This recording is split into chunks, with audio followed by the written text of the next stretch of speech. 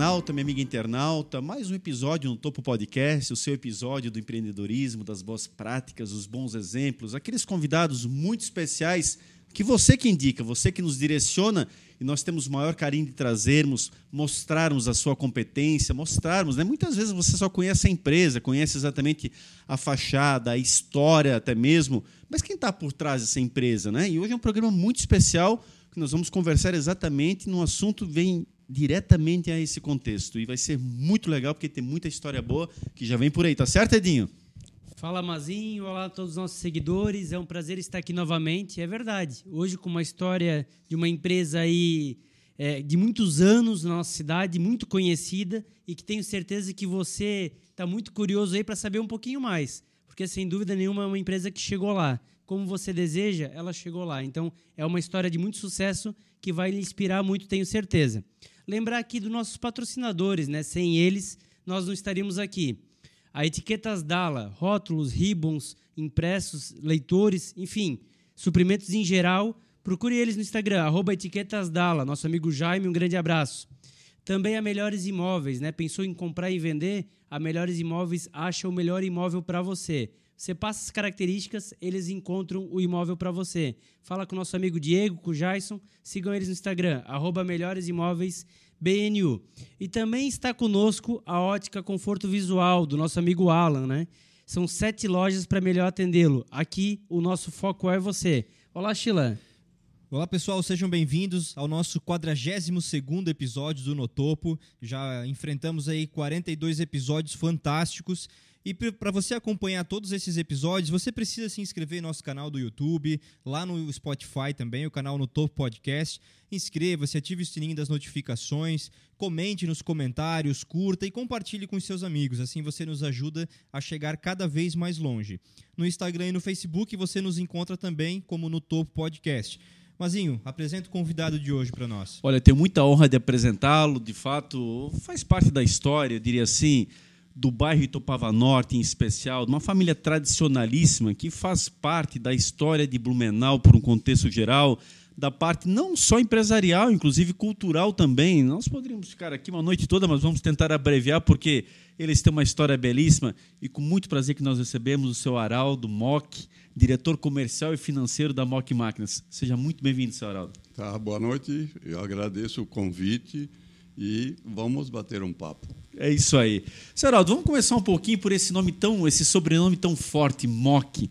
E aí nós temos aí livro que foi lançado, inclusive, no longo dessa história, O Mágico de Três Continentes, foi o cinema. Então vamos lembrar um pouquinho antes da empresa, antes de falar do nosso prato principal, mas de tanta gente que está nos assistindo, toda essa passagem que foi muito importante para o município. Quer dizer, o primeiro cinema da história da cidade vem através do Mock?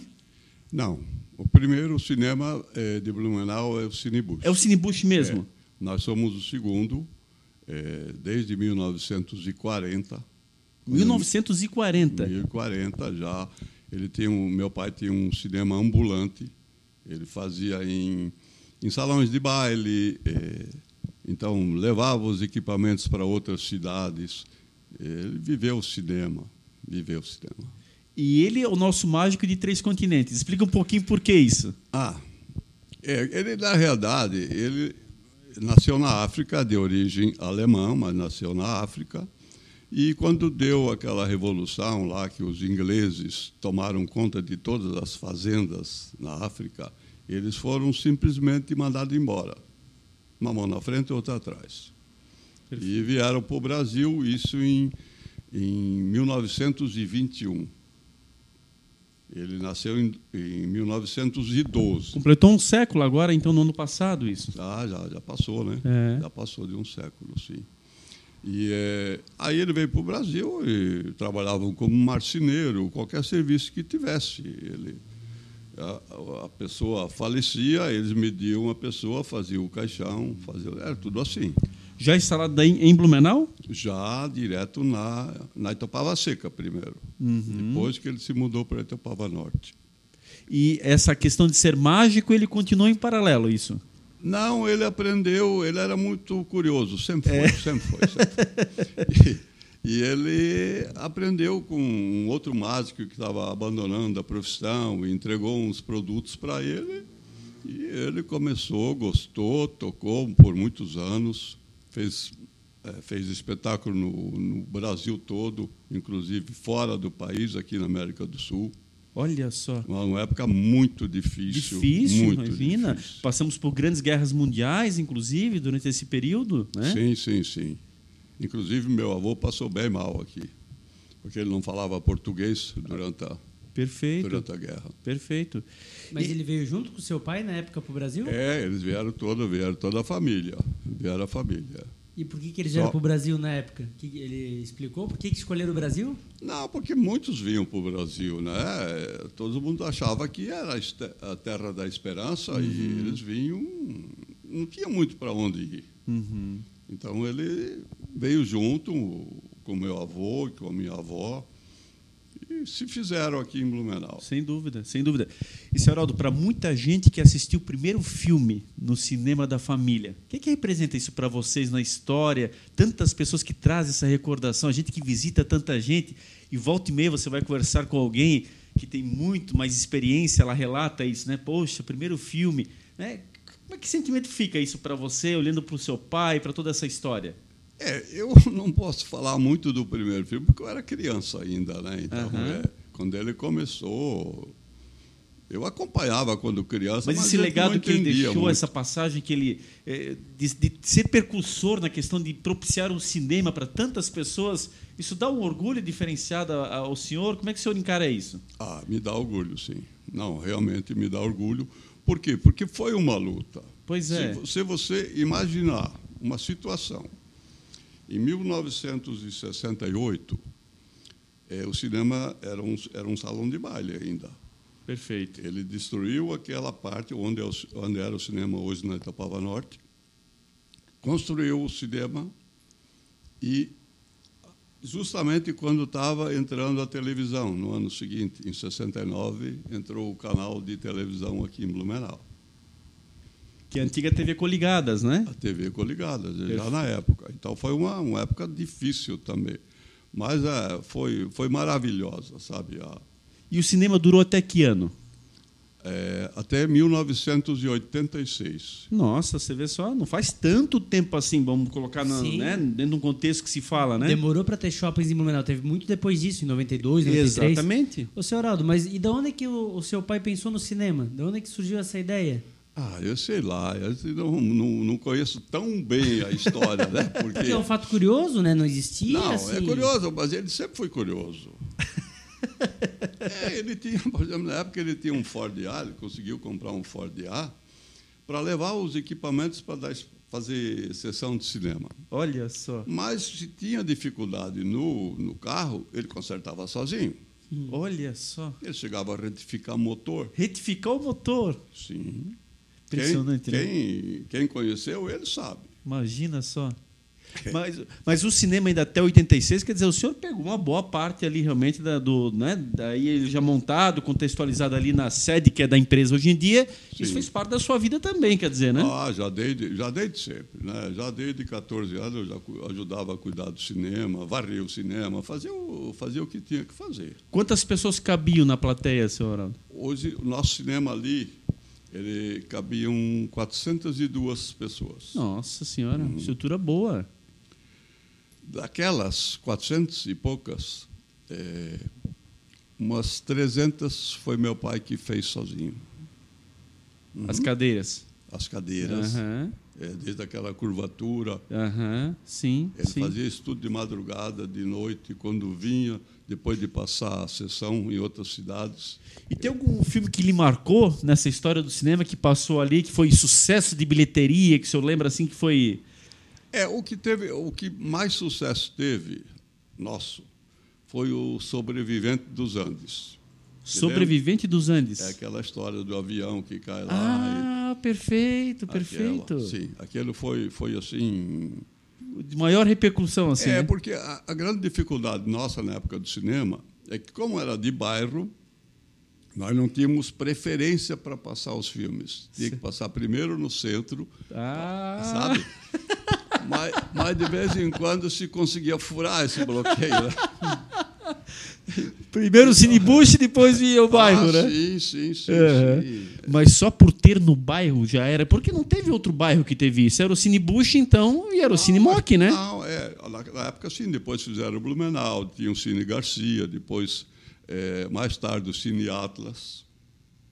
Então o Blumenau estava bem servido de cinema. Tu vê só, e chegamos a ficar sem cinema Sim. quando o shopping estava em reforma. Tu vê, agora, recentemente, não faz muito tempo, ficamos sem cinema, sem sala nenhuma. Tu vê, olha que época bacana.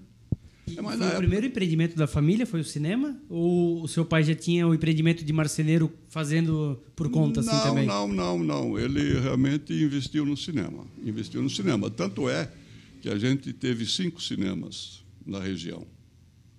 5 cinemas? Tiveram outros? Na Itopava Norte, em Gaspar, Indaial, Timbó e Pomerode. Olha só. Tudo com o nome Cinemoc? Tudo Cinemoc. Uhum. Olha só. Todos eles muitos anos. Como eram prédios alugados, e a dificuldade do cinema com o advento da televisão, ele ficou muito difícil de manter. Perfeito.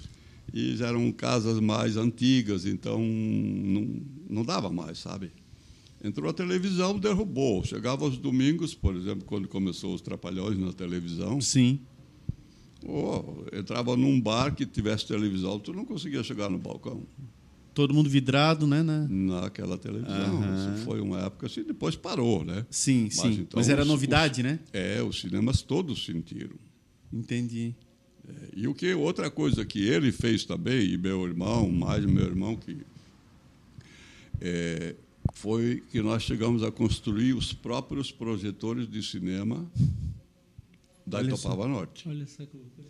Que loucura, né? Quando o cinema foi reinaugurado em 68, foi reinaugurado com os 2 projetores fabricados 100% nossos. Por vocês. Caraca. Isso já era uma inspiração para a empresa, senhor Araldo. Já era a Mock Máquinas ali o tempo todo atrás, porque vocês são percussores nisso aí. Porque independente de ter o cinema, né? Porque o cinema era só à noite uma sessão e no começo nem todo dia, né? Mas, paralelo a isso, meu pai tinha uma oficina de mecânica, de concertos, de peças de projetores, porque nós tínhamos 10 projetores. Né? Pois é, imagina. Eram 2 por sala. Então ele começou a fazer e fabricamos projetores lá. E chegaram a prestar serviço daí talvez para o Cine Bush? Sim. Quando eles precisavam, era o socorro. Olha aí, ó. E tem mais uma. Quando foi inaugurada a televisão aqui, meu pai ajudou muito a colocar aquelas antenas lá no Morro do Cachorro. Olha só. Então, até hoje, são as repetidoras da emissora, até hoje? Sim. Que história, né? Só quem viveu a época. É belíssimo, né? é belíssimo. E aí, por que em 86 fechou, senhor Araldo? O que aconteceu na época? Não dava mais. Você não conseguia mais pagar. Você não conseguia mais pagar os aluguéis dos filmes. Porque as distribuidoras, quando ele tinha um filme assim que era de ponta, sabiam que ia dar bastante dinheiro, eles levavam 60% da renda. Nossa. E quando o filme não tinha cartaz, eles faziam um preço fixo para ele. Mas Eles aí que derrubavam. o nosso público acha que parou. Daqui a pouco nós vamos entrar na empresa, porque é o prato principal. Mas quando acha que parou, aí acabou o cinema, acabou tudo, aí vinha a locadora. Acho que aquilo está no sangue, né? Eu fui gostando, brincando ali, trabalhando fora. Eu não trabalhava direto na locadora. E aí a ideia é sua, né? A locadora vem de fora. Essa foi minha, porque realmente eu cuidava da programação dos filmes, o que ia passar, o que não ia. Eu fazia esse trabalho já. E aí muita gente vai lembrar, porque ela fechou em 2013, foi isso, né? A locadora, sim. A Videocine. Era a mais completa da região. Quantos filmes, assim, senhor Araldo? Tem ideia? Simultaneamente que o pessoal podia escolher, porque ela era enorme. Era alguns 1000 filmes. Né? É enorme. Vários dramas, várias sessões. Nossa, A sinopse era enorme lá dentro. A gente tinha que comprar cada vez, vai comprando. E virou uma época que virou uma febre locadora, né? Cada esquina tinha uma locadora. Chegou um ponto que a concorrência, imagino que ali deu uma pegada, porque... Sim. Mas é que eu sempre acho que tu não pode perder a qualidade. Perfeito. Se você perder a qualidade, você vai só para... Porque muitas abrem e fecham, né? Abre e fecha, né? Sim. Aquele boom, depois para, né? Infelizmente, locador em Blumenau, eu, sinceramente, não sei se tem alguma ainda. Agora, realmente, acho que fechou definitivamente. Até tinha uma ainda perto do Angelone, acho que agora... Perto da Rivagem, não tinha uma ali na subida Via Expressa? Não sei se tem. Ali tinha uma, mas fechou também. Fechou também, né? Acho que agora bem antigo também, um cara dedicado. Eu lembro o pai fazia consórcio, senhor Araldo, para comprar o primeiro videocassete. Fazia consórcio. As pessoas hoje, muitas, nem lembram mais o que é isso. Faziam aquele videocassete de 4 cabeças. Mas eu também comprei consórcio. Consórcio, olha aí, ó. O que eu ia fazer? Consórcio, né? O dinheiro sempre foi curto. Era isso aí, consórcio. O cara mandava, olha, tem mais um. Cara, tinha um consórcio que vinha do Paraguai, né? É verdade. É fato. Fazia em grupo. É isso aí. É isso aí. A pessoa lá, segundas-feiras, com um aparelho debaixo do braço. É isso mesmo. E rebobinar a fita na hora de entregar, para entregar a fita certinha lá e tal. Multa, né? Senhor, mas começou quando fechou o cinema ou estava simultâneo, já com a locadora, quando o cinema ainda estava? Não. Eu fiquei quase 2 anos sem mexer naquela sala ali. Aí, inicialmente, eu fiz na sala de espera, eu comecei com a locadora na sala de espera, que dava bem para a rua do 8 de setembro. Depois é que eu passei para a parte que era do cinema mesmo. Perfeito. O cinema fecha em 86 e ele abre a locadora em 88.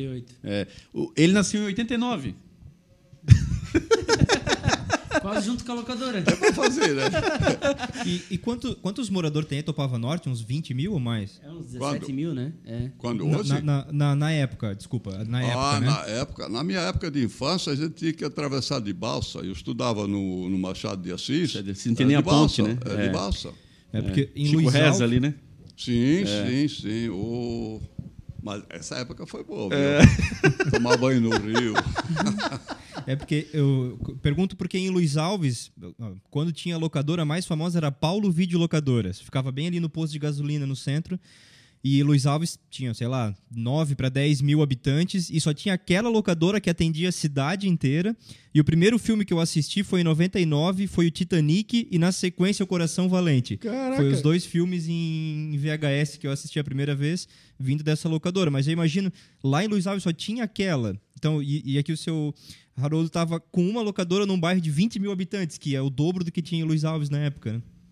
Mas ele tinha depois mais concorrência, até na Rua 2 de Setembro, acabou se instalando e tal, né? Ali na Itapava tinha uma porção a Estúdio de Mil, locadora. que durou um tempão também, ficou um tempo ali em funcionamento, né? Sim.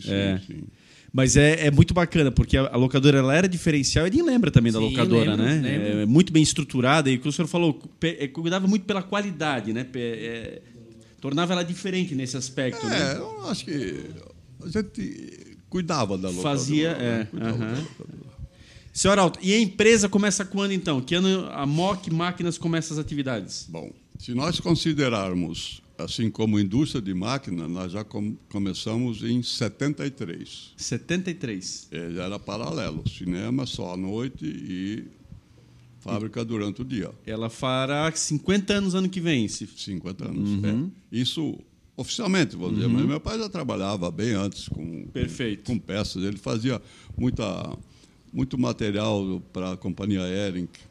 Começamos com as formas térmicas para fazer estampa em camisetas.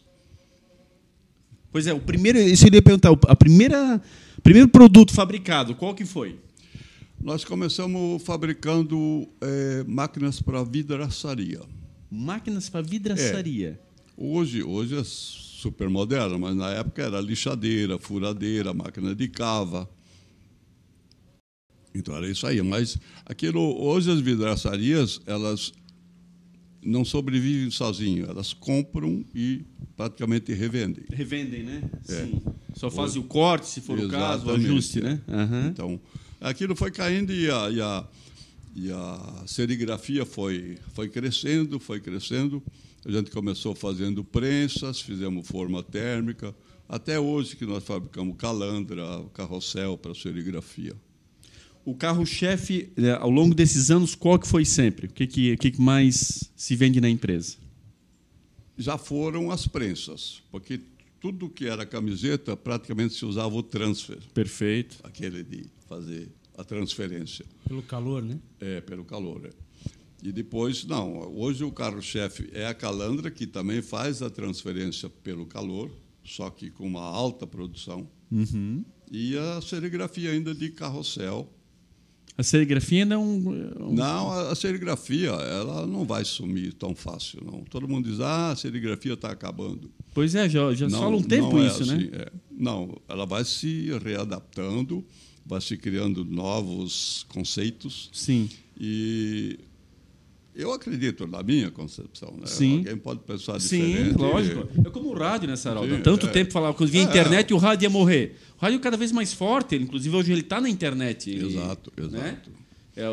Porque hoje você tem que cuidar de custos, né? Perfeito. Custos, tanto na fabricação quanto na venda. E aí que está. Eu acho que sai muito equipamento novo, mas há um custo muito agregado para uma classe social. Perfeito. E a serigrafia ela vai continuar na classe mais pobre, vamos dizer assim. Sim. Mas vai continuar. Ela acaba abrindo oportunidades, inclusive, né? Sim. É um ramo que, né, projeta. E a MOC é muito família, né, Saraldo? Porque o senhor e o seu Ingo, seu irmão, que são basicamente os que comandam a empresa já há muitos anos, né? Sim. E tem o apoio também de outros familiares ali na gestão da empresa, né? E nós tivemos esse ano faleceu outro irmão nosso que Pois é, eu soube. o Ralph, né? Eu soube.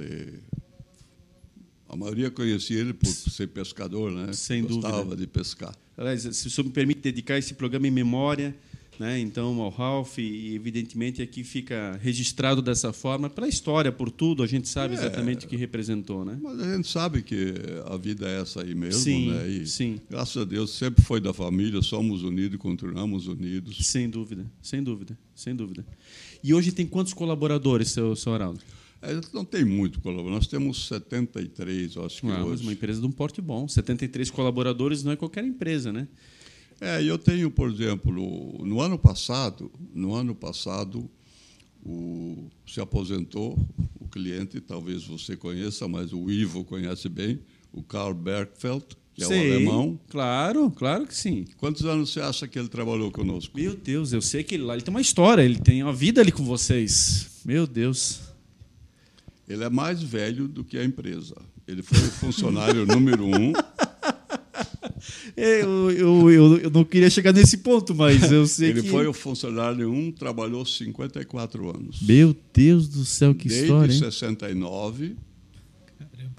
Não, desde... Olha só. Poxa. Não, 69 eu fui para a firma que eu trabalhava fora antes também. Que a coisa não era fácil, não. Ele já não, em 64 ele começou a trabalhar conosco. Meu Jesus amado, né? E isso é digno de uma 60 homenagem, né? Quer dizer, isso é bonito. Muitas vezes na Câmara de Vereadores eles dão 10 vezes a mesma moção para a mesma pessoa. A cada ano ele recebe mais uma. Olha que história. Não, isso aí. E depois uma pessoa formidável, sabe? Você precisa da pessoa às 3 horas da manhã, ele está disposto. Sabe? É da família. Sim, passa a ser da família. É Da família. E um orgulho, senhor Araldo. Imagina, hoje, quando a gente vê as pessoas trocam de emprego a cada 3 meses, a cada 6 meses. Mas nós lá, graças... Que jornada, né? Nós temos muitos funcionários com 25, 30 anos. A equipe tem bom tempo de casa, né? Eu ia dizer isso também, né? Tem, graças a Deus tem. Vocês têm uns pilares lá dentro, as pessoas de referência lá dentro, né? Exato. E o que conserva eles tanto tempo na empresa? O que o senhor acha que a empresa consegue propiciar de diferente, que faz com que tenha essa cultura interna? Eu não sei. O ambiente é propício, eles gostam realmente de trabalhar lá, tem um ambiente... Eu acho que é legal. Familiar. Né? Tem gente que talvez não goste. Porque tem que ter alguma coisa para eles permanecerem, porque né? as oportunidades estão aí. Hoje você procura um profissional, você vai ter que tirar de alguém. Uhum. Ele não está sobrando. Uhum. Com conhecimento, né? Com conhecimento, claro. Só no papel não resolve. Exatamente, é chegar e fazer, né?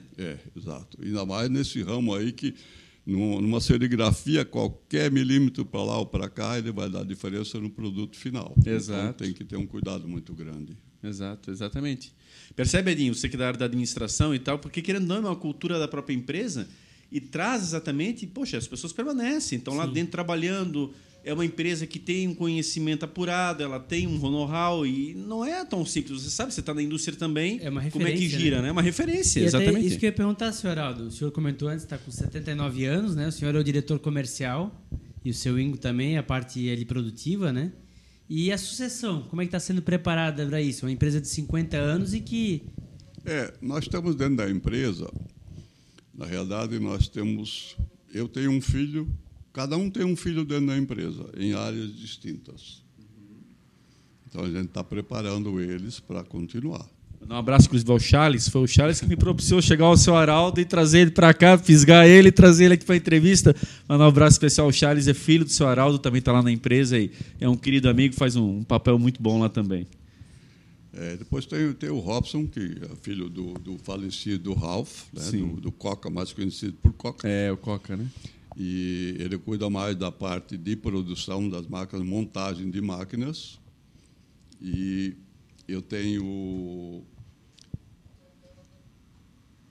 mais o Dieter, que é filho do Ingo, que ele cuida só da fabricação de resistências elétricas. Ah, perfeito. Nós temos um setor, uma fábrica de resistências elétricas ali também, para as nossas máquinas e para terceiros também. Perfeito. Se eu precisar de alguma resistência, manda fazer lá, eu estou aí. Tá vendo? Você é diretor de uma comercial de mão cheia, como que não? O senhor Aldo, e como é que foi nessa evolução? Provavelmente não se produzia tudo lá atrás, a empresa foi descobrindo essas vertentes, né, de calandra e etc., que foram aos poucos sendo lançadas. E essa evolução da tecnologia, como é que o MOC acompanha isso? Porque as coisas vão evoluindo muito, né? A gente faz muita pesquisa assim, de mercado também, né?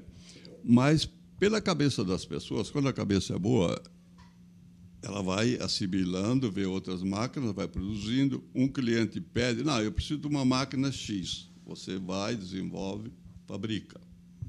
Então, a gente foi sempre assim, até que se moldando às solicitações do mercado. É lógico, nós não inventamos nada, né? A gente sabe que na Europa isso já existe há muito tempo, então, você alguma coisa, você vai copiando. Se dizer que você criou isso... Sim, é natural. Muita também, pretensão, né? Sim. E chega a viajar para lá para acompanhar essas novidades? Agora menos, né? Agora menos, mas já se fazia. Mas aqui mesmo no Brasil tem muita coisa boa, sabe? Perfeito. E o foco é a indústria têxtil? O foco na indústria... Hoje, atualmente, é a indústria têxtil. Porque o senhor comentou antes que era de vidraçaria lá atrás. A gente ainda faz, mas é pouco, porque as vidraçarias, você não vê abrir aqui tanta vidraçaria. Sim, verdade. Os mesmos que já estão, né? Já estão, eles vão ampliando, vão ficando maiores. Exato. E vão botando o produto para os menores. Sim, perfeito. Eu ia mesmo perguntar isso sobre a pesquisa para os novos produtos, né, de viajar para fora e o que o cliente traz, né? Deve acontecer muito do cliente vir com alguma máquina que talvez ele até tenha internamente e ele precisa de uma cópia, uma segunda máquina, uma terceira. Acontece isso? Tem muito a pessoa comprou um produto no exterior, não consegue peça de reposição. A dificuldade, a demora para vir. Então, muitos a gente foi descobrindo dessa forma, ajudando um, ajudando o outro, e vai fazendo. Depois desenvolvemos o nosso projeto. Perfeito. Não é copiado, não é colado. Sim. A sistemática da produção, sim. você vai fazendo. Sim. E até louvável, mostra que a empresa tem um know-how interno impressionante, ou seja, ela consegue... Tem lá, né? engenheiro, tem projetista, tem pois tudo, é. Vão quebrando a cabeça e vamos fazendo. Sim. E o mercado que vocês atendem, senhor Aldo, hoje está restrito ao quê? É Santa Catarina? Chega aí a outros estados? Como é que funciona isso? Nosso, em termos de Brasil, total, né? Total, todos os estados? Sim. Alguns mais, outros menos, porque nem todo estado tem trabalho em cima de serigrafia. Perfeito. Ou do têxtil, vamos dizer assim, do têxtil. Então, a gente vendemos para a América para a América do Sul, para os Estados Unidos. Nossa, chega a exportar então para outros países, né? Já. Agora que depois dessa pandemia aí caiu muito, né? E os países aqui da América do Sul está difícil de vender. Hoje a gente está vendendo alguma coisa para a Argentina, mas o governo argentino dificulta ao máximo a saída de dólares, né? Ah, olha só. Uhum. E chega a encaminhar até pelo porto alguma coisa? Sim, vai por porto, vai de navio, que infelizmente a venda ficou mais difícil em função do frete marítimo, que triplicou. Olha só. Sabe? Como é que a pessoa lá atrás, que é um revendedor meu, um distribuidor nosso, ele vai botar aquele valor do frete em cima de um produto que aparentemente já é caro? Então fica a dificuldade de vender. Entendi. Mas isso não é só nosso. Sim, geral, né? Geral, geral. Mas teve épocas que isso já foi mais forte. Vocês faziam muita venda marítima Já vendemos máquina para Dubai. Olha só. Pronto. E por incrível que pareça, são prensas não automáticas. Não automáticas? Manuais. Eles Olha não querem só. automático. E a gente pensou o contrário, né? Fala em Dubai, parece que tudo lá tem que ser o mais moderno possível, né? Sim. A história não é bem assim também, né? Olha só. Claro que eles têm, né? Mas as nossas máquinas, eles compram em função, não sei se a facilidade do pessoal trabalhar. E como é que chega? Acho que essa é uma parte muito importante, senhor Araldo, exatamente para quem está nos assistindo e que tem essa prospecção de amanhã depois poder ter uma empresa, ou se já tem uma empresa em outro segmento e quer vender para fora. Como é que vocês prospectam clientes lá fora? Como é que eles ficam sabendo da existência da empresa? Como é que o senhor faz esse relacionamento? Bom, a gente tem contato no exterior. Eu tenho uma pessoa que só trabalha com comércio exterior. Ah, Que vai perfeito. consultando e vai vendo distribuidores. Outro, por exemplo, no caso de um concorrente meu que fechou, então Perfeito. ele abre um espaço para a gente. Como se fosse um representante lá fora, literalmente, né? Exato. Nós mantemos contato. Eu tenho uma pessoa que mantém contato diariamente com alguém do exterior. Legal. Até está tentando melhorar. Tá muito difícil ainda a venda para o exterior. Está difícil, não adianta. E já vendeu para a Alemanha? Ah? Já vendeu para a Alemanha? Não. Aí, para a Europa, sim, é mais difícil. Eles têm um mercado muito forte. Por exemplo, os concorrentes meus, eles estão lá na Europa. Perfeito. Seria uma satisfação, né? Até em termos de história, de família, seria, né? Mas eu não tenho como competir, sabe? Entendi. E no Brasil, tem representante? Como é que faz esse atendimento no Brasil, aí, no Brasil todo? Nós temos representantes nos polos, assim, têxteis, a gente tem representante e fizemos muita coisa direta através do site. Funciona bem essa comunicação? O que o pessoal diz é o seguinte: eu quero moco porque ela dura, essa máquina vai durar bastante tempo. Isso fica sendo uma propaganda boca a boca. Perfeito. Sabe? Mas dá um orgulho, né? Quer dizer... Não, esse ponto dá orgulho, sim. Ela tem uma fama, então, que é um equipamento que vai durar, que pode confiar. Para mim, o maior veneno é quando um cliente reclama que a máquina não está funcionando. Perfeito. É ruim. A gente sabe que acontece. Sim, né? sim. Mas é ruim, não dá uma sensação boa. Sim. A cobrança interna é para que isso não ocorra. Exatamente. Mas... E, senhor Araldo, nós conversávamos até um pouquinho antes nos bastidores, acho que é importante deixar no ar aqui registrado a questão da matéria-prima atualmente. Como é que está essa questão da matéria-prima, de vocês poderem estar buscando matéria-prima? Como é que está o mercado atualmente? Bom, quando começou a pandemia, que parou tudo, foi muito difícil.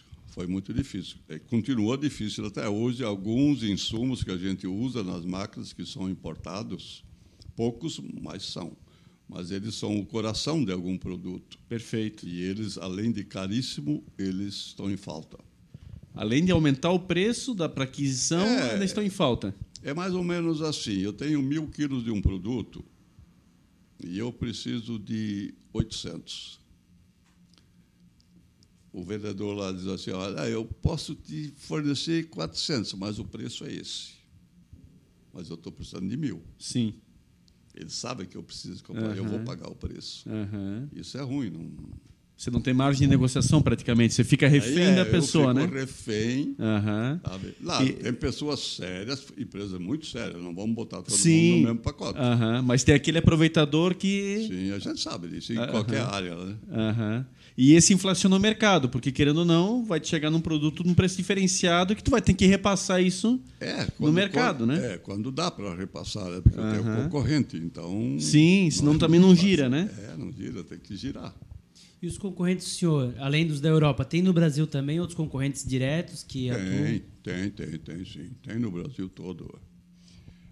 Uns mais fortes, outros mais fracos, mas eles são concorrentes e trabalham para melhorar o produto deles igual nós, né? Então, sim. A briga fica sempre bem acirrada. O mercado hoje, imagino que seja muito disputado, né? Ele né? Você tem uma... Aqui no Brasil, por exemplo, um sistema de carrossel de serigrafia, a gente não tem um concorrente direto assim. Não? Nós temos do exterior. Aqui, na questão do carrossel, vocês são percussores. Sim, porque é um equipamento que não é fácil de fazer, não. Então, os nossos concorrentes são praticamente de Portugal. De Portugal? Portugal. Eles vendem para a Europa toda, né? Quando você fala de carrossel, é a estamparia localizada, né? Estamparia localizada. Aí você vai, por exemplo, fazer uma camiseta de 8 cores. Você precisa ter um carrossel, pelo menos, que faça 8 cores de uma vez. Aí ele fica lá parado, vai passando em cima cada quadro com a sua cor, cada quadro tem uma cor e ele, no final, forma o desenho. Mas deu o giro, tem que terminar. Porque senão você não consegue produção. Não consegue escala, né? Exato. Mas é interessante, né? Quer dizer, vocês sendo no mercado nacional apenas vocês que produzem, é uma certa vantagem nesse aspecto, né? Mas eu não sei, mas a concorrência é muito forte. É muito forte. Sabe? Eles têm uma tecnologia avançada na Europa. Não é fácil competir. Mas você vê que a nível nacional ainda não chegou ninguém para bater de frente com vocês, né? Então mostra que o know-how da empresa é muito, muito forte nessa área aí. A gente tenta aperfeiçoar cada vez mais, né? E, seu Haroldo, como é que o senhor enxerga a empresa hoje? Vamos comemorar os 50 anos no ano que vem. O patamar onde ela se situa hoje no mercado está dentro do planejamento de vocês? A crise vem atrapalhando? A empresa ela tem conseguido driblar bem essas dificuldades? Como é que está o panorama atual da empresa? Não, a gente tem dificuldades, sim, mas como todo mercado tem dificuldades. A gente está querendo agora construir o galpão novo, né? Estamos com uma dificuldade por causa dos SEMAS, com recuo do rio, sabe? Ficaria lá no mesmo local, no mesmo endereço? Não, fica na Rua Bahia. Na Rua Bahia? Mas aí ficariam 2 unidades? Sim. Hoje nós já fizemos a montagem das máquinas. Toda a montagem da máquina é feita na Rua Bahia, num galpão. Aqui na Itapava Norte, onde é a sede, a gente só fabrica as peças. Entendi. Eu não tenho espaço físico ali para fazer a ampliação. Primeiro, porque está na Barranca do Rio. Você conhece ali a região. Sim. E eu não tenho mais espaço físico. Então, nós fabricamos todas as peças ali de tornearia, de tudo que tem de chapa. Depois, lá no outro galpão, é só feita a montagem. Entendi. Aí, realmente, lá ficam as máquinas, porque são volumes maiores, e aí tem um espaço mais apropriado daí. Porque tem máquina que dá, por exemplo, 7 metros de diâmetro, né? Então, precisa de espaço, vão livre para fazer as montagens, fazer os testes. Perfeito. Aí, lá na Rua Bahia, estão pretendendo ampliar, então, fazendo um galpão? Sim. Bacana. Já era para ter começado, mas essa dificuldade aqui de Blumenau para conseguir construir, né? Não é fácil. Não. Isso tem que agilizar. Isso a gente bate muito. Nós tivemos aqui, senhor Haroldo, o pessoal do Sebrae, nós tivemos aqui o pessoal da AMP aqui no programa também, então a gente bate muito nessa tecla, assim, a importância de agilizar, porque essa é uma reclamação recorrente de diversos segmentos, entendeu? Você pega um pequeno que está começando, muitas vezes ele mora na ideia. Sim. Porque ele não consegue aguentar. Chega uma hora que ele não consegue trabalhar e não vai girar e não vai vender, ele para pelo meio do caminho, porque a burocracia, infelizmente, mata, e aí está uma pessoa que vai gerar um emprego amanhã depois, que poderia estar gerando renda à cidade, ele simplesmente é mais um que... Eu conheço muitas, por exemplo, estamparias de tecido. Eles não crescem porque eles não têm condição de crescer, porque a dificuldade é muito grande. Sim, sim. E deixa de gerar empregos, deixa de gerar oportunidades, de gerar economia, né? E não tenha dúvida. E aí, muitas vezes, você vê essa roda como se alimenta. Está ali a própria clientela que é da empresa. Poderia ser amanhã depois outros futuros clientes. É a cadeia da economia. Isso vai girando, é dessa forma. Né? Faz parte. Faz né? parte, Faz sem parte, dúvida. Mas fica o alerta, né, Edinho? Isso é importante. A gente sempre bate o Sheila também, a gente sempre dá esse toque, porque acho que os nossos governantes têm que estar cada vez mais situados na realidade de mercado. Porque se não ajuda, não atrapalha. Pelo menos isso, né? E aí a coisa já avança, né? Eu também acho. Não atrapalhando, já está no lucro. Já é de grande ajuda, né? O seu Araldo, a gente tem um quadro aqui que chama Perguntas da Audiência, e eu vou entrar nele agora. Esse quadro ele é patrocinado pela Etiquetas Dalla, então sigam eles no Instagram, @etiquetasdalla. E eu separei 3 perguntas aqui que chegaram aí do pessoal que nos acompanha lá no Instagram e no Facebook. Eu vou fazer as 3 perguntas aqui bem brevemente. Tá. O Roberto pergunta assim, ó, qual a maior dificuldade da indústria no dia a dia? Qual é a maior dificuldade? Hoje, vamos situar hoje. Uma empresa igual a nossa, a maior dificuldade hoje ainda continua a mão de obra. Porque você não consegue mais ninguém interessado em trabalhar com um torno, com solda. Para conseguir alguém, só se você conseguir pegar alguém aposentado. Olha só, hein? Tanta gente desempregada, olha o que ele está falando aqui, quer dizer. Não, mas é uma realidade. Não, pois é. E não aparece ninguém. Não aparece ninguém pedindo emprego. Tanta oportunidade, às vezes, de fazer um cursinho, de dar uma qualificada. Presta atenção, pessoal, olha só. Uma empresa com carreira, uma empresa sólida, com nome no mercado. E olha só, e a empresa fica refém também, sem a mão de obra, quer dizer, atrapalha a produtividade, né?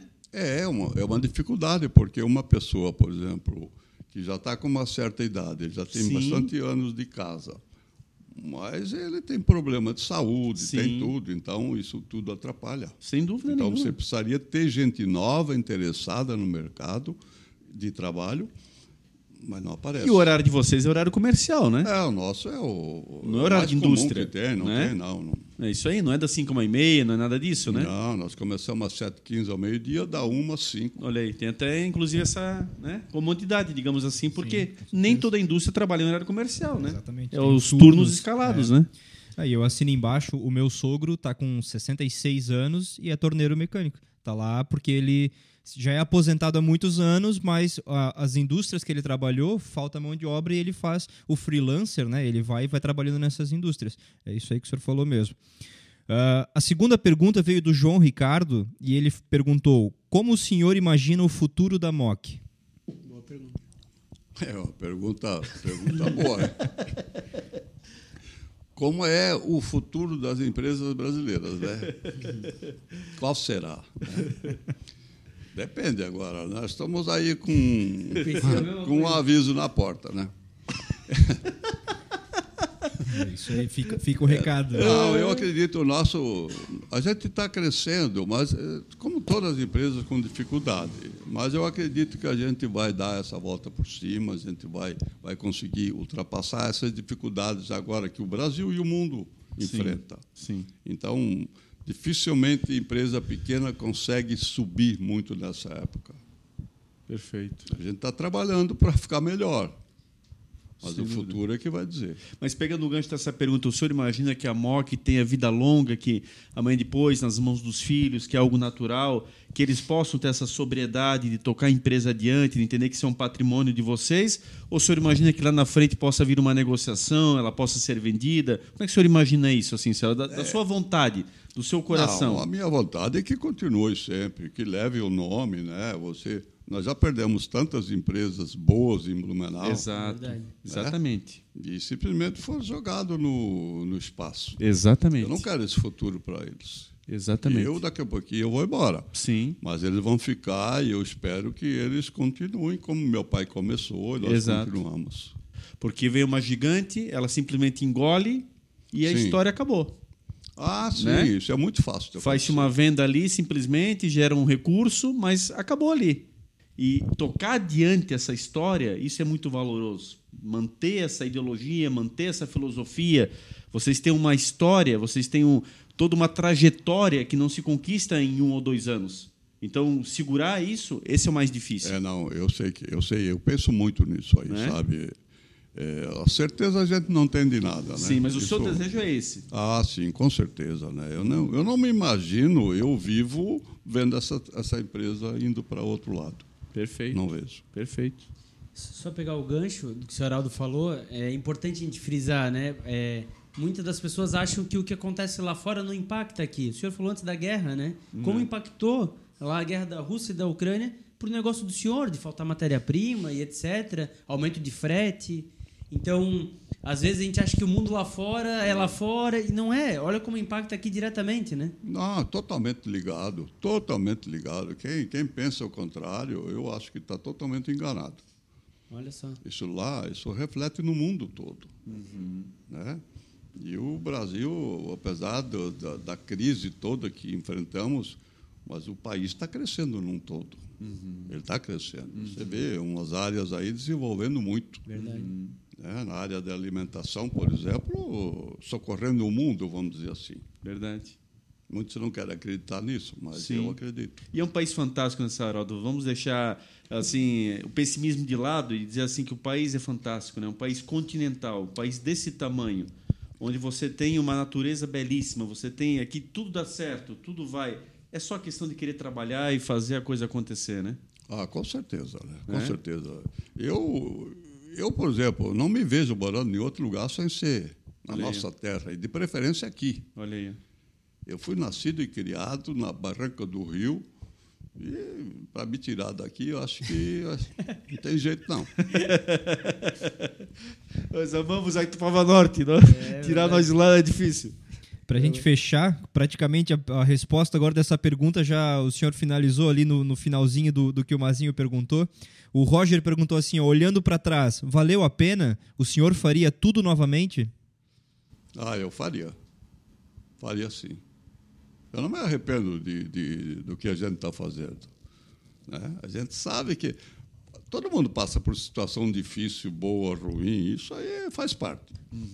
Mas a esperança de sempre estar melhorando, isso aí é o mais importante. Eu acho que é bem por aí mesmo. Sim.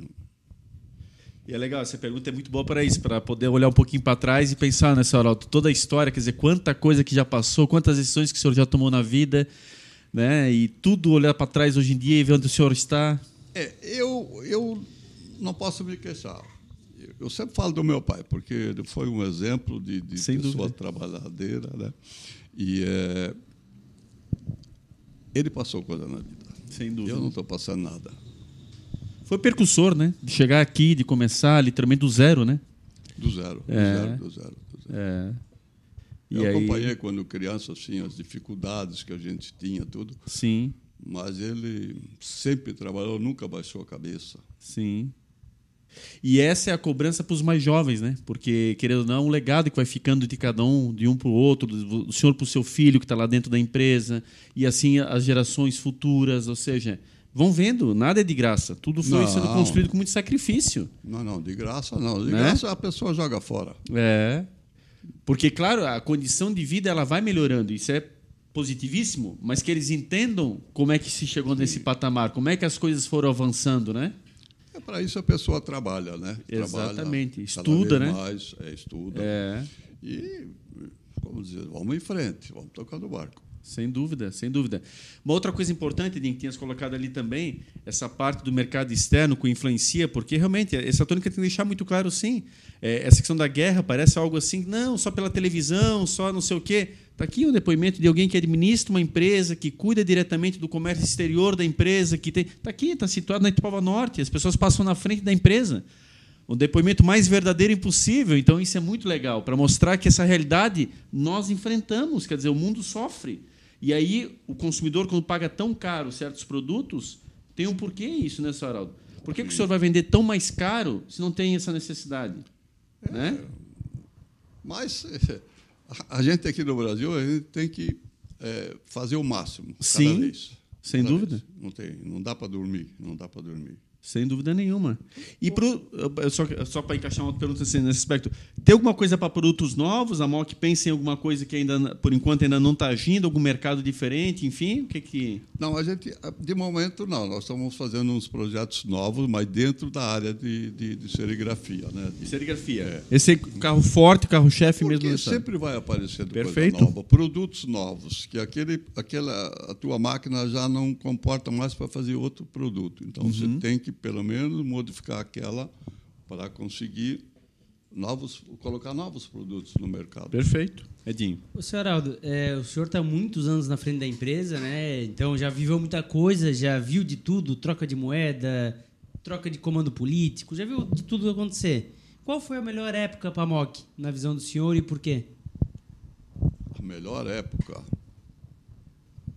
O que eu posso dizer? Depende de que maneira vamos olhar isso aí. Financeiramente de crescimento, de rentabilidade para a empresa, que a empresa mais prosperou.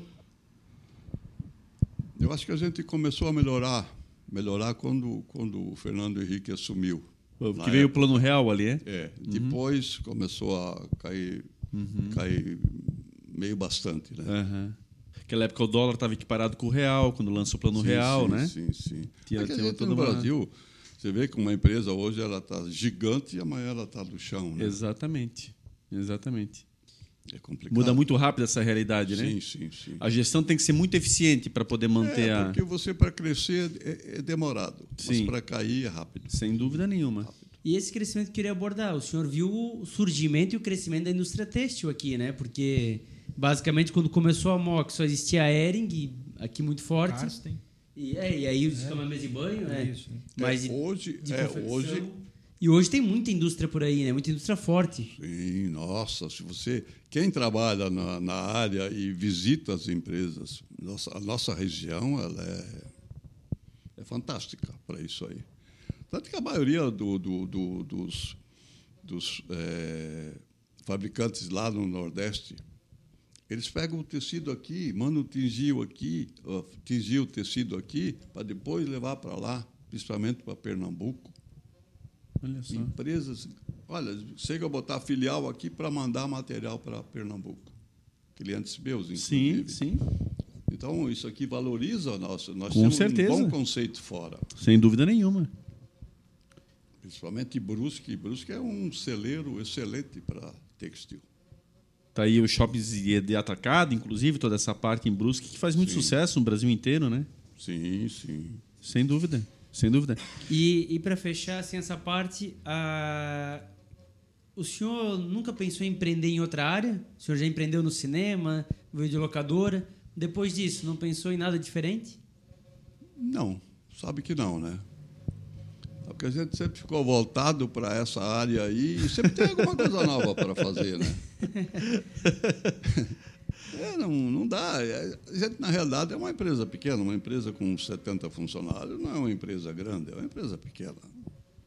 Você não pode ter sonho alto demais, porque pode te derrubar, né? Tem que cuidar, né? Então, Passo de cada vez e bem sólido, né?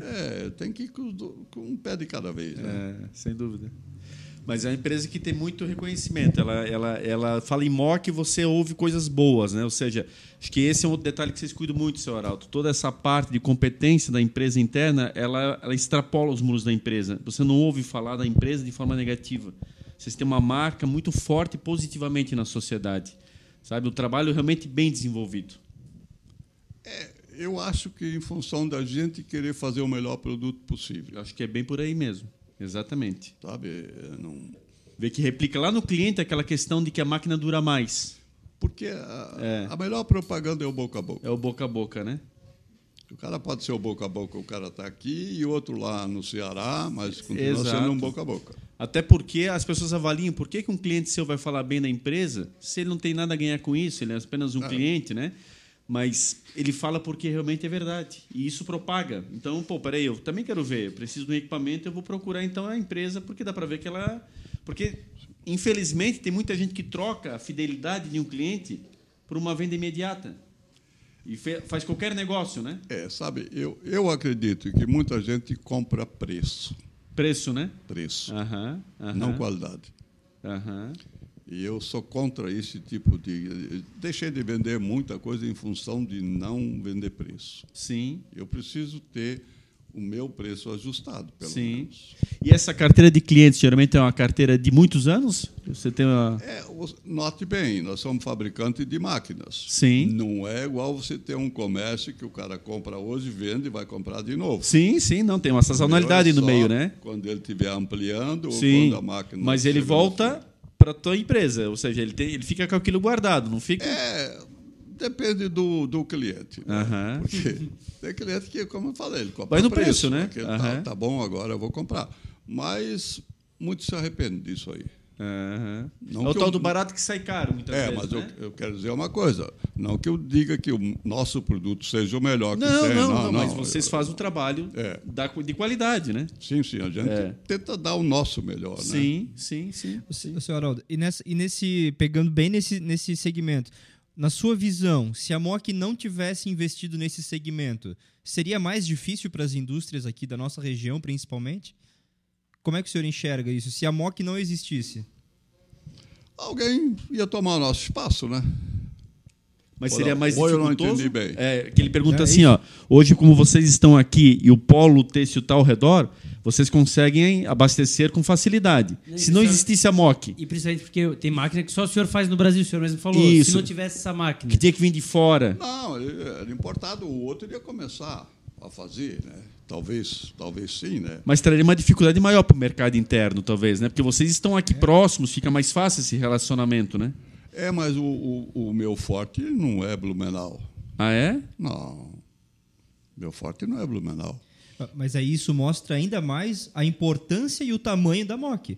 Porque se o forte já nem é tanto... O nosso mercado não cresce tanto assim aqui para minhas máquinas. Que eu tenho um cliente, por exemplo, que tem um carrossel e tem outro cliente que tem 5.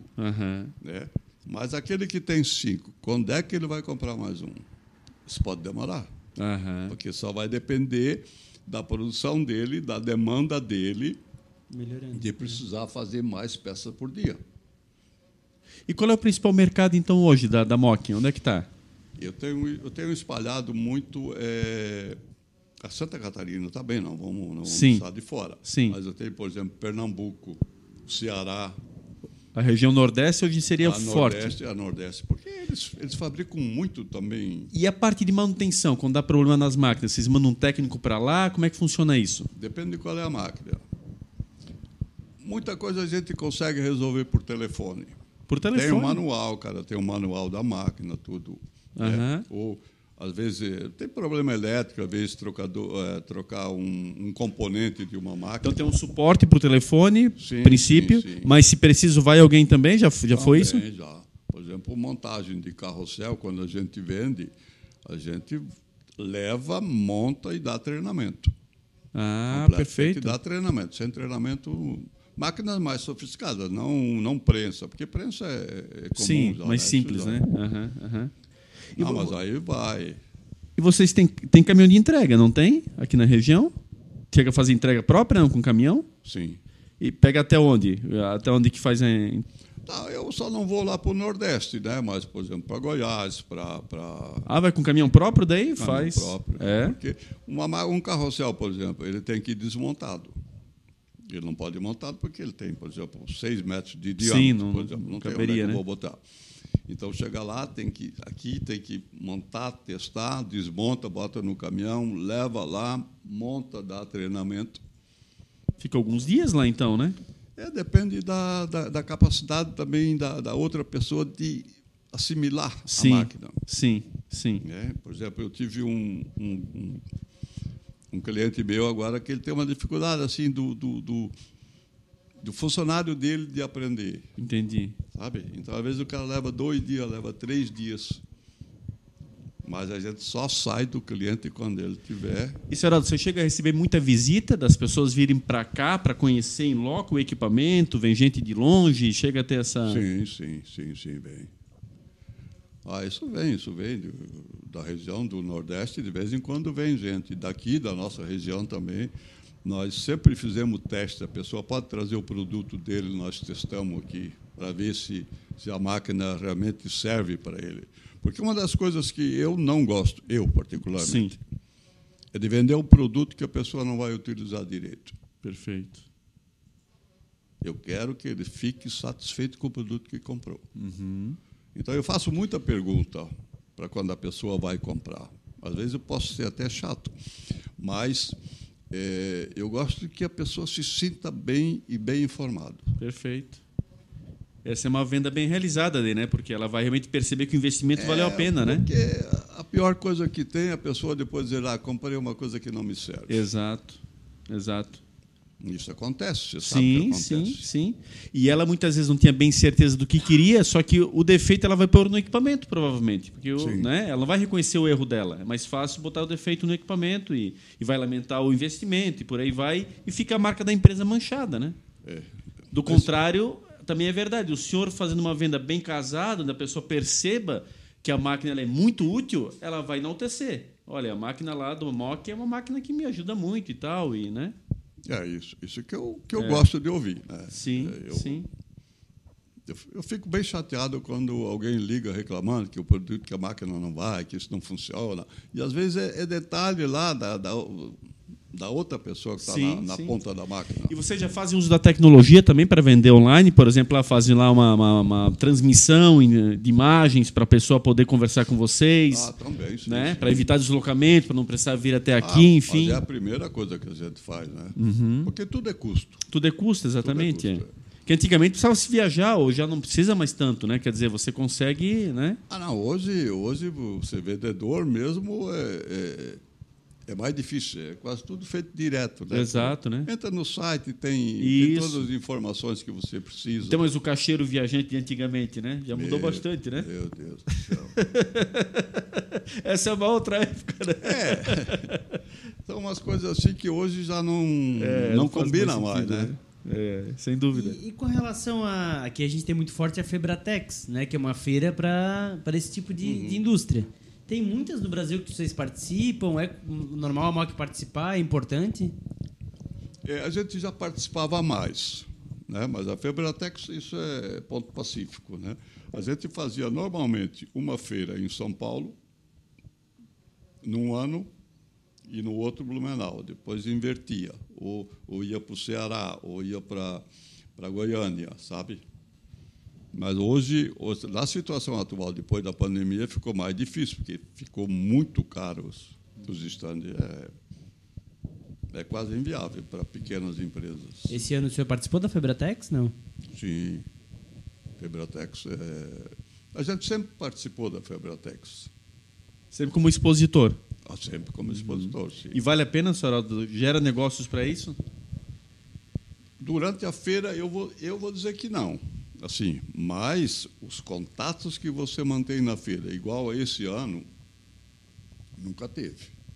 Foram positivos? Foi positivo, sim. Que bom. A visitação foi muito positiva, o interesse das pessoas muito positivo. Eu acho que muita gente está aguardando o desfecho da eleição. Perfeito. Tendência é pós-eleição modificar isso. Muito orçamento fora, porque muitas máquinas grandes a pessoa tem que fazer um investimento bancário. Né? Existe esses Finame e o cartão BNDES. Né? Mas, mesmo assim, a pessoa fica pensando, será que vale a pena o investimento? Eu também pensaria assim. Sim. Tu fica em dúvida. No Brasil você fica em dúvida. Sim, porque, sem dúvida. Como hoje tá bom, amanhã pode estar péssimo, né? Sim. E falta poucos dias, daqui a pouco define isso tudo, né? Então... Eu acho que daí a coisa vai melhorar. E para participar de uma feira dessa, pegando até o gancho do Edinho, montar um stand, isso dá muito trabalho no operacional, em levar uma máquina para lá, e montar um melhor cenário, porque tem que ter algo agradável também, né? Que possa... No nosso caso, eu não sei se você não teve na feira. Não, tu teve, né, Edinho? Eu tive. No nosso caso, o que nós precisamos? De espaço. Não adianta eu enfeitar o meu stand todo, eu preciso de 4 paredes e botar a máquina para... que a pessoa quer sentir a máquina trabalhando. Quer ver ela trabalhando, né? Quer ver ela trabalhando. No nosso, tem casos que a pessoa claro, e feita bonitinho, mas são peças pequenas. Sim. Nossa, eu tenho máquina lá, por exemplo, de 2 toneladas. Caraca. Então, isso já para levar lá para dentro é complicado fazer, montar o stand. Mas valeu a pena, no final das contas ficou do tamanho que vocês precisavam. Eu acho que ficou bom. A visitação foi muito boa e o interesse das pessoas foi muito grande, sabe? Contatos externos também, fora do país, né? E foi uma feira muito cheia, né? Teve muita gente, né? Ela estava lotada todos os dias, foi bem bonita. Porque também, né? A última tinha sido em 2018. É muito tempo. Muito tempo parado. Verdade. E tinha muita novidade, sabe? Os estandes aí realmente caprichados. Grandes marcas, né? Sim, muitas empresas. Tem cada vez mais gente de fora. Isso tudo é competição, né? Os mais variados portes, né? Sim, sim. Empresas europeias aqui, inclusive, também, sim, né? Mas é interessante porque ela te obriga a tentar melhorar o teu produto, né? Verdade. Mas o senhor falou agora da feira, eu lembrei. Na última vez, uma impressora digital era novidade. Nessa agora, todas tinham impressora digital, tinha um monte vendendo. Isso não é uma forma de competir também com a MOC, porque é um jeito de estampar o produto diferente? Sim, com certeza. Isso aí isso é coisa para se preocupar, né? Mas, o seguinte, sempre vai ter a pessoa que não tem esse dinheiro para gastar num produto mais caro. É verdade. Talvez as grandes indústrias vão se adaptando para isso, mas vão surgindo as pequenas que vão... E sempre vai ter aquela empresa que tem que, então, atingir e continuar atendendo esse público. Sim. Né? Sim, porque todas vão migrando para a nova tecnologia e aí fica para alguém atender... porque eu já escutei há muitos anos atrás que era o fim da serigrafia quando entrou o transfer. Sim. Seria o fim da serigrafia. É muito relativo esse tipo de fala. É tudo relativo. Né? Né? A população vai aumentando, Lógico. o consumo vai... Lógico. E como o senhor falou, a questão do poder financeiro, isso manda muito, quer dizer, nem todos. Alguns vão escalando e vão tendo condições. Outros vão permanecer aqui nesse patamar e outros vão iniciar uma jornada. Então, esse mercado ele continua respirando. Né? Sim. E muitos vão migrando, que eram os seus concorrentes hoje, daqui a pouco eles estão num outro tipo de mercado. E o senhor continua atendendo exatamente com mais know-how ainda esse tipo de cliente. Só que a gente tem que sempre pensar em inovar as máquinas, atento, né? Melhorar, fazer... Ficar atento, né? Isso aí, sem dúvida. Uma outra dúvida que eu queria perguntar para o senhor, até como diretor financeiro, é essa parte do financiamento com o cliente. Né? Como é que ele faz algum financiamento por parte da empresa ou é sempre bancário? Como é que ele faz a compra com vocês nesse sentido aí? Não, depende muito. Uhum. A gente tem toda a opção. Nós fizemos direto. Máquinas maiores, normalmente o investimento é muito grande. Então, Sim. É bom que a pessoa faça um financiamento bancário. Por quê? Porque ele pode pagar isso em, às vezes, 5 anos. Perfeito. Tem carência, muitas vezes, né? Com carência. Normalmente com carência. E isso aí ajuda. Agora, máquinas menores, a gente normalmente faz direto, porque a dificuldade para você conseguir um financiamento por um valor baixo vai ficar muito demorado no banco. Né? Esse é outro diferencial, ou seja, vocês acabam dando esse apoio, inclusive, para facilitar a negociação para o cliente, sim, né? A gente é obrigado a fazer, né? Sim.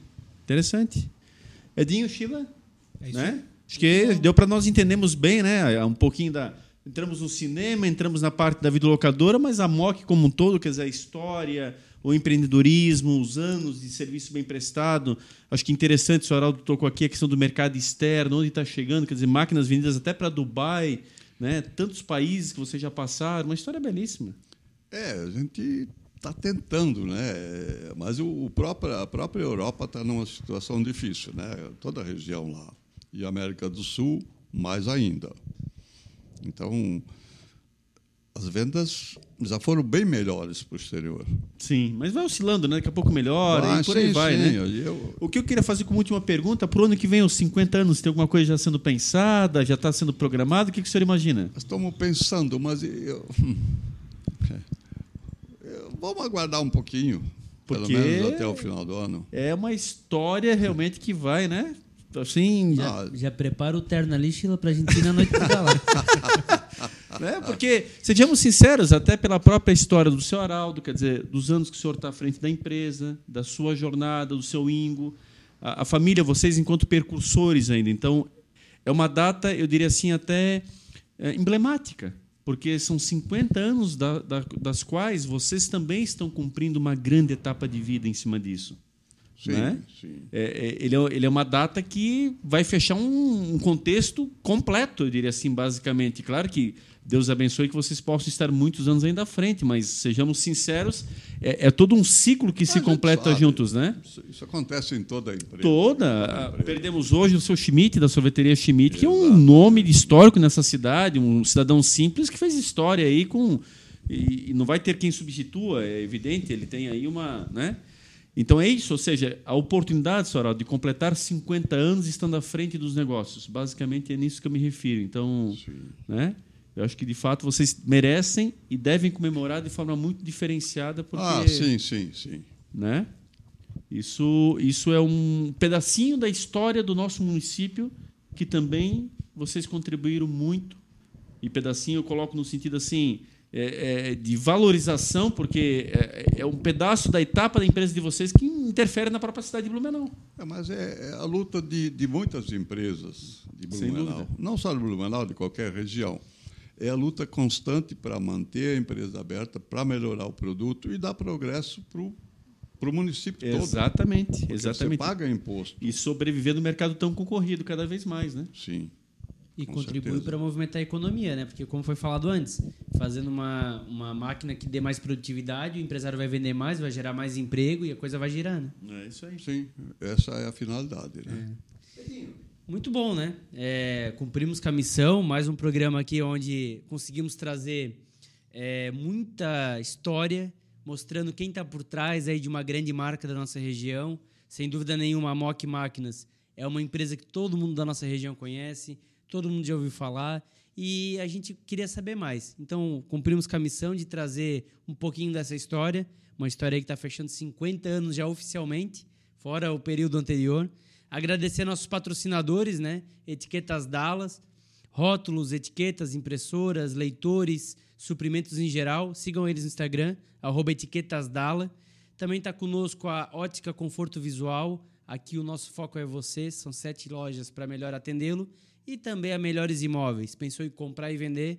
Sigam eles no Instagram, @melhoresimóveisbnu. É isso, né, Sheila? É isso aí, fiquei muito feliz. A MOC é uma empresa que eu conheço desde 2010, quando eu me inseri na indústria. No meu primeiro emprego, eu já tive a oportunidade de conhecer e hoje eu fiquei feliz de conhecer um pouco mais da história dessa empresa aí, tão importante aqui para a nossa região. Agradecer a você que nos acompanhou até aqui, pedir novamente para que você se inscreva no nosso canal do YouTube, ative o sininho das notificações, comente lá, compartilhe com seus amigos e também nos siga lá nas redes sociais para ficar por dentro da agenda e poder encaminhar também as suas perguntas para os convidados da semana. Muito obrigado e a gente se vê num próximo episódio. Senhor Aldo, quero agradecer então profundamente mais uma vez a sua brilhante presença. Nós estávamos assim muito felizes quando a gente soube que o senhor viria. Agradecer mais uma vez ao Charles, agradecer e cumprimentar toda a equipe, cumprimentar o seu Ingo, cumprimentar a todos os demais colaboradores, a todos os familiares, a todos que fizeram dessa história e fazem diariamente a MOC um orgulho para a cidade de Blumenau. Então, a presença do senhor para nós aqui hoje foi muito especial. Quero deixar a câmera e microfone para a sua despedida e para as suas considerações finais. Não, eu só tenho a agradecer o convite e eu acho que todo mundo faz a sua parte para o bem da nação, né? Cada um faz a parte, um mais, outro menos, mas eu acho que o importante é isso, contribuir, pagar imposto para gerar renda para muitas pessoas. O meu muito obrigado. Boa noite. Maravilha, senhora. A gente que agradece mais uma vez. Essa é a MOC Máquinas. Uma história belíssima na cidade de Blumenau, uma história de uma jornada maravilhosa, desde o campo da cultura ao empreendedorismo. São sinônimos de pessoas que batalham, que fazem a diferença, que vão trocando as gerações, mas continuam com a sua seriedade e a sua responsabilidade. Então, nós, com muito carinho, podemos aqui conhecer um pouquinho mais da história e, evidentemente, trazer até você, como você pode nos sugerir, e você sempre nos faz isso, trazendo aí quem que você quer assistir aqui, quem são os convidados, quem são as pessoas.